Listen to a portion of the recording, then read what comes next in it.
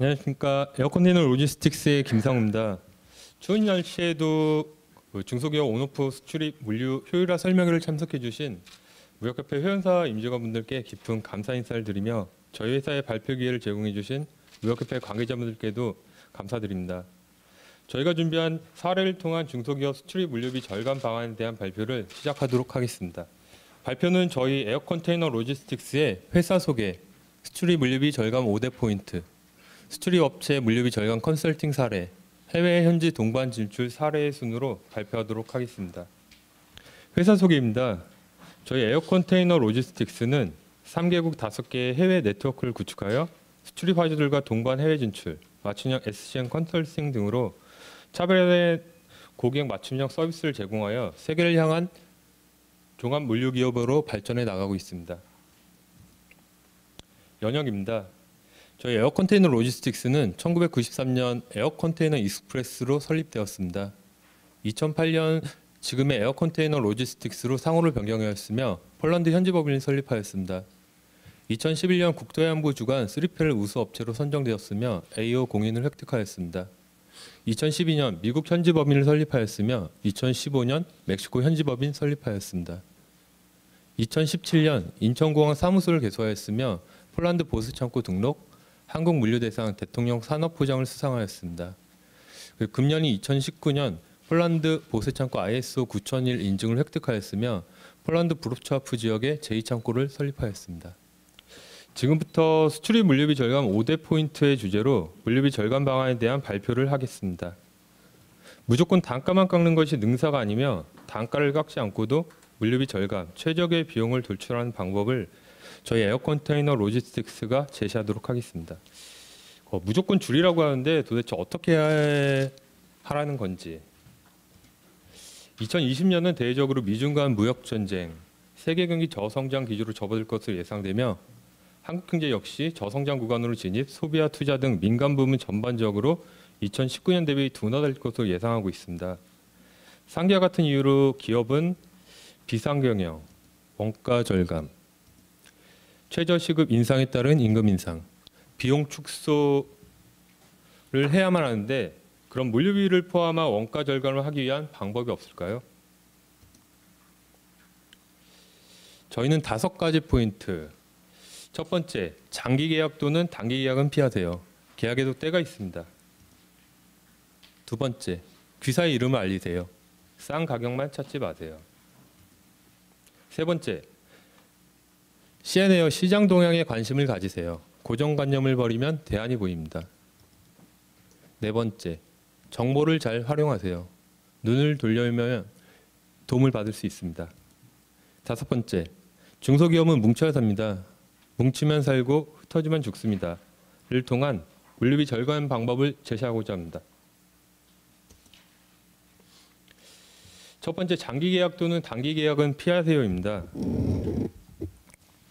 본 그래프는 2019년 폴란드 그단스크양 해상운임입니다. 먼저 연간 운임은 보시는 것처럼 2,400불이며 단기 계약은 2,700불에서 2,000불까지 편차가 있습니다. 연간 계약 체결 시 안정적인 선복 확보는 할 수 있으나 상대적으로 운임이 높을 수 있습니다. 또한 단기 계약 체결 시 운임은 저렴할 수 있으나 성수기에 선복 확보가 어려울 수 있습니다. 그럼 어떤 계약이 더 유리할까요? 분기 계약으로 전환 시 평균 2,300불로 단기 연간 계약 대비 약 4에서 6% 정도의 운임 절감 효과가 있었으며 안정적인 선복 확보가 가능하였습니다. 따라서 분기 계약이 더 유리할 수 있습니다. 두 번째, 귀사의 이름을 알리세요. 표는 2019년 9월부터 11월 19일까지의 미국향 해상운임 동향입니다. 보시는 것처럼 10월 1일부터 11월까지 운임은 가파르게 상승하였습니다. A사의 경우 B선사를 통하여 매월 10TU의 정도를 고정적으로 선적하고 있었습니다. 10월부터 미국향 해상운임은 인상이 되었으나 A사는 B선사의 매달 꾸준한 화물 기여로 성수기 운임 인상을 최소화하였으며 선복 또한 안정적으로 확보할 수 있었습니다. 만약 시장 상황에 따라 싼 선사를 이용하였다면 성수기의 스페이스 확보가 어려웠을 것입니다. 운임이 싸다고 아무 운송사를 찾아다니며 쇼핑하면 장기적으로는 손해입니다. 수출 물량이 적을수록 꾸준하게 한 선사 또는 한 항공사를 이용하면 로열티를 보여주면 선사나 항공사의 담당 영업사원이나 회사도 물량이 적더라도 자신들의 회사에 꾸준하게 기여한 귀사의 이름을 알게 되고 그럴 경우 어려울 시점에 반드시 도움을 줍니다. 따라서 고정선사 항공사와 거래하면 혜택을 받을 수 있습니다. 세 번째, 시에네어 시장 동향에 관심을 가지세요. 해운 항공마켓은 수요와 공급의 법칙이 잘 지켜지는 시장입니다. 해운사나 항공사는 운임이 급격하게 하락할 경우 인위적으로 공급을 줄여 운임 하락을 방지하는 경우가 많습니다. 그래프는 2018년 12월부터 19년 브라질 산토스항 해상 운임입니다. 2019년 브라질 산토스 해상 운임이 1,700불에서 2,800불까지 오른 적이 있습니다. 3월 해상 운임이 2,700불에서 1,700불로 떨어져 선사에서는 선복 축소를 감행했습니다. 9월 이후 성수기가 도래되면서 해상 운임이 다시 2,800까지 오른 적이 있습니다. 항공 해상 운임은 선복과 계절에 따라 운임 변동이 심하며 항상 마켓의 동향을 파악하시기 바랍니다. 만약 현재 수출하고 계시다면 물류를 담당하는 업체의 주기적인 마켓 동향에 대한 보고서를 받으시길 바랍니다. 다음은 그 한국발 동유럽, 북유럽형 해상 운임, 해상 화물에 대한 지도입니다. 해상 화물은 최초 함부르크를 경유해서 동유럽, 북유럽향 트럭으로 운송이 되었습니다. 이후 그단스크를 통해서 레일앤트럭 서비스가 진행되었으며 또한 코퍼를 통해서 레일앤트럭 서비스가 시행되었습니다. 또 중국 중앙아시아를 통한 TCR 서비스가 현재 진행이 되고 있으며 러시아 시베리아 횡단을 통한 유럽으로 운송이 되는 TSR 등의 철송 서비스가 생겨 운영되고 있습니다. 새로운 라우트는 계속 개발이 되고 생겨나고 있습니다. 기사의 화물의 성격에 따라 긴급, 일반 등의 화물을 구분하여 긴급할 경우 항공 또는 철송, 일반 화물은 해상으로 선적할 필요가 있습니다. 표는 한국발 폴란드양 LCL 콘솔 운임입니다. 함부르크까지 해상 운임은 10불이며 운항일수는 36일입니다. 폴란드 그단스크까지 해상 운임은 30불, 운항일수는 39일. 슬로베니아 코퍼까지는 해상 운임은 20불, 운항일수는 29일입니다. 또 유럽향 바르샤바나 폴란드 우측까지의 철송 운임은 200불입니다. 단순하게 해상 운임만 본다면 함부르크 경우 해상 운임이 가장 저렴합니다. 그럼 출독작지의 로컬 비용을 포함했을 경우 운임이 어떻게 될까요? 그림에서 보는 것처럼 현재 비용을 합산할 경우 그단스크항 해상 운임이 가장 저렴합니다. 보이는 정보만 가지고 결정을 하면 오판을 하게 됩니다. 따라서 인코텀스에 대한 정확한 이해와 그에 따른 물류비를 반드시 확인하셔야 됩니다. 다음은 2020년 해상 운임 전망에 대해서 먼저 좀 조사를 해서 좀 발표를 좀 드리도록 하겠습니다. 첫 번째 운임 하락 요인입니다. 하락 요인으로는 선박 대형화 추세가 지속으로 원가 하락이 예상되고 있습니다. 2000년 초반부터 시작해온 선박 대형화는 지속적으로 이루어질 것으로 예상되며 최근 2만 TEU의 선박도 발주되기 시작했습니다. 이에 따라 선사들의 컨테이너당 원가는 다소 하락할 것으로 예상하고 있습니다. 또한 현대상선의 신조 선박이 본격적으로 딜리버리 될 것으로 예상되며 이에 따라 선복도 증가될 것으로 예상되고 있습니다. 한진해운 파산 이후 정부 지원을 통해 발주한 12척의 신주선이 2020년에 본격적으로 운항을 시작할 것으로 예상되어 선복이 증가하면서 공급 과잉도 예상되고 있습니다. 이에 반면 운임 상승 요인으로는 아시겠지만 최근에 좀 이슈가 큰 IMO 2020 시행으로 연료비 증가가 예상되고 있습니다. 유엔에서 결의한 IMO 2020이 내년부터 본격적으로 시행됨에 따라 모든 선사가 저유항유를 사용하거나 스크로버를 장착하기 때문에 기존 연료비 대비 약 40% 정도 인상될 것으로 예상하고 있습니다. 모든 선사는 LSS라는 신규 서차지를 도입할 예정이며 이미 11월부터 도입한 선사도 있습니다.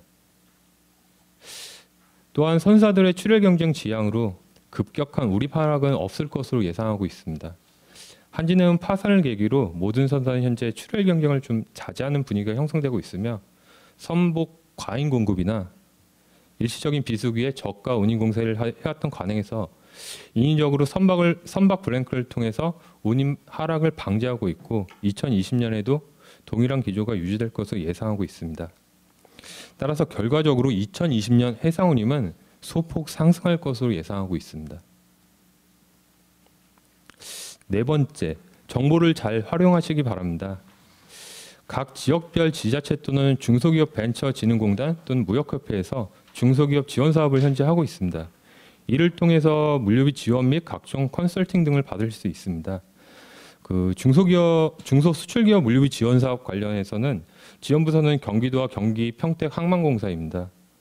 사업 개요는 중소수출기업의 수출 증대 및 평택항 활성화를 위하여 경기도 소재 내 업체들 대상으로 평택항으로 수출 시 물류비의 일정 부분을 좀 지원하고 있습니다.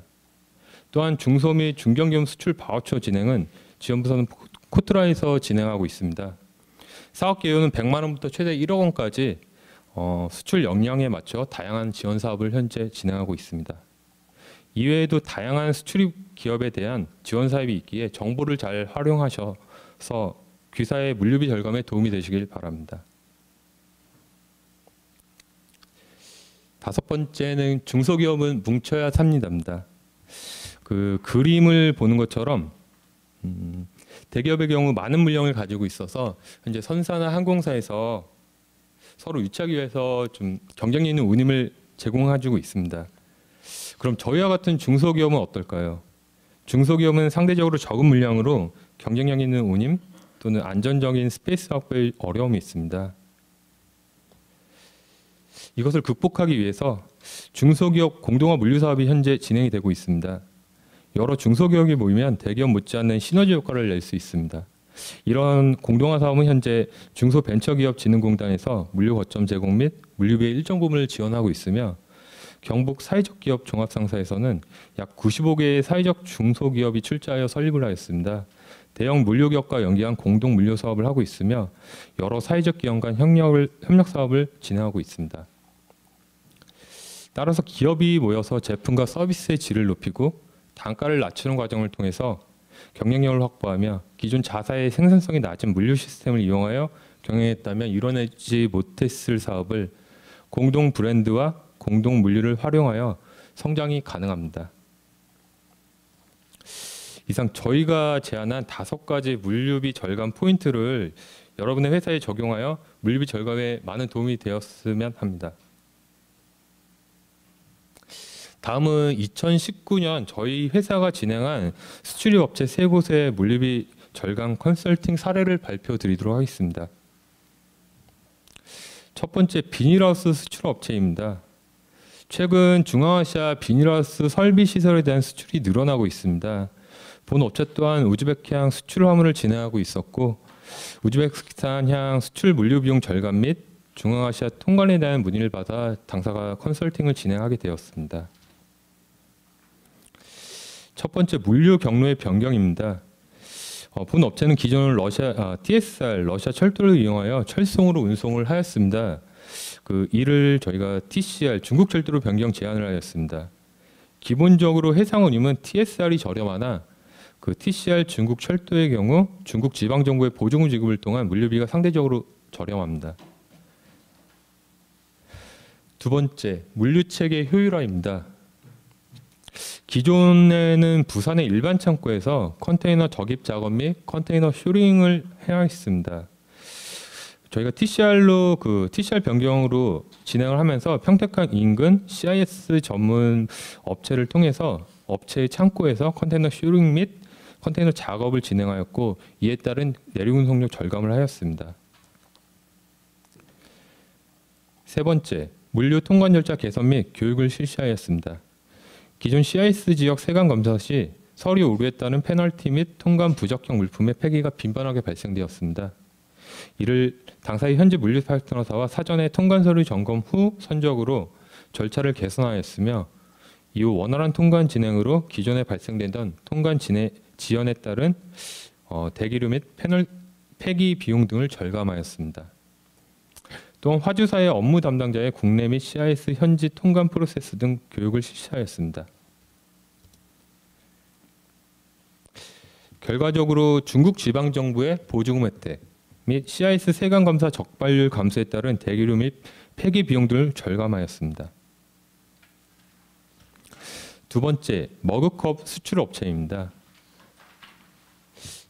본 업체는 수출 절차를 잘 모르고 있어서 보관, 운송 중에 제품 파손이 많이 발생되고 있었습니다. 이를 개선하기 위하여 다음과 같이 컨설팅을 진행하였습니다. 첫 번째, 물류체계의 효율화를 실시하였습니다. 수출 관련 지식이 부족하였으며 깨지기 쉬운 물품에도 일반 박스 포장으로 수출을 진행하였습니다. 이를 개선하기 위해서 수출 통관 업무 교육을 실시하였으며 서류 작성 지도도 하였습니다. 박스 또한 트라이얼이 포함된 수출 전용 박스로 교체를 하였습니다. 두 번째, 항공과 컨테이너 작업을 변경하였습니다. 본 회사의 수출화물은 100kg 이하의 소화물로 구성이 되어 있으며 화주 측 인근 포장업체에서 포장을 진행하던 것을 당사의 인천공항 창고에서 저희가 직접 팔레트 포장 및 항공 콘솔 작업을 진행하였습니다. 이에 따라서 포장료 및 항공 운임을 절감하였습니다. 세 번째, 물류비 최적화 방안을 도출하였습니다. 기존에는 바이어의 오더에 의존해서 한 팔레트 단위의 운임을 적용하던 것을 최소 오더 수량을 4팔레트 단위로 조정 제한을 하였습니다.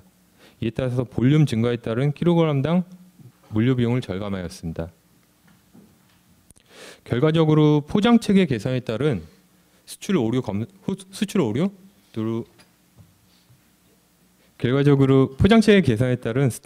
검사 비율이 감소되었으며 물품 데미지 감소로 폐기 비용이 감소되었습니다. 또한 최소 단위 오더 수량 증가로 물류 비용이 절감되었습니다. 세 번째, 사료 수입 업체입니다. 국내 사료 시장이 포화 상태로 원가 절감을 통한 이윤 창출하기 위하여 물류비 절감안을 요청받았습니다.